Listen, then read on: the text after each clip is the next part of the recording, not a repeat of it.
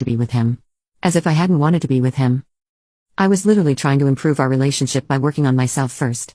I told him this was basically cheating, that you don't start dating other people when your girlfriend is just taking some time to think.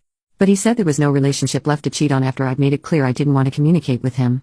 Such a convenient way to rewrite history and avoid taking responsibility for his betrayal. After that devastating phone call, I went into full crisis mode.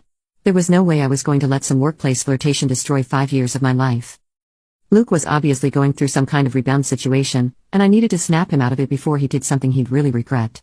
I tried showing up at his office during lunch, thinking if I could just talk to him face to face, he'd remember what we had together. But he said he was too busy to meet, obviously avoiding me because he knew he was making a huge mistake. I wrote him this long, heartfelt letter explaining everything I'd been feeling during our time apart and how much I wanted to make things work. I left it on his car with some of his favorite homemade cookies, but he never even acknowledged receiving it, which showed how far this Naomi person had already gotten into his head.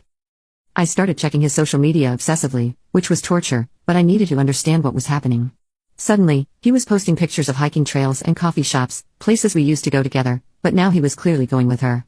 It felt like he was deliberately trying to hurt me by replacing our memories. So, I decided to show him what he was missing. I started going out more, posting pictures of myself looking incredible at restaurants and bars. If Luke wanted to try to make me jealous, I could play that game, too. I made sure to look amazing in every photo and tagged locations I knew he'd follow. I reconnected with Marcus from the coffee shop and started seeing him more seriously. He was everything Luke had stopped being: attentive, supportive, genuinely interested in my thoughts and feelings. When we'd go out, I'd post subtle pictures that showed I was with someone without revealing who. Let Luke wonder what he'd given up. But even while I was having fun with Marcus, I couldn't stop obsessing over Luke and this Naomi woman. I needed to understand what made her so special that he'd throw away everything we'd built. So, I did what anyone would do. I researched her online. Her social media was annoyingly wholesome. Pictures with her family, her dog, hiking adventures, volunteer work.